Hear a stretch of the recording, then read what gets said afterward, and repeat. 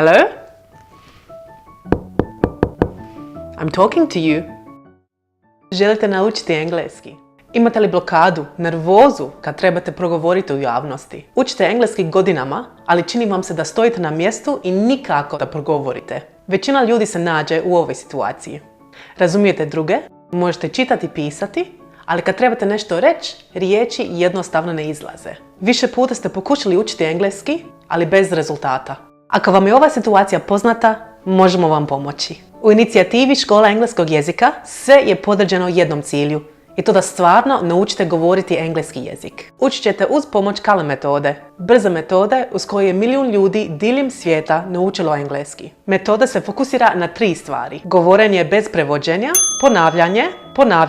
ponavljanje i ispravljanje pogrešaka uz izvorne govornike. Kale metoda je metoda vođene konverzacije, gdje učite uz pomoć pitanja i odgovora. Govorimo prirodnom brzinom, a to onda znači da nemate vremena za prevođenje.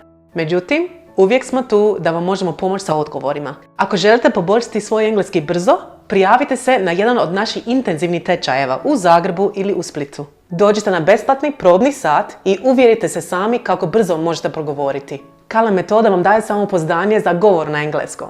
Kliknite na link dolje i prijavite se na besplatno testiranje i probni sat. See ya!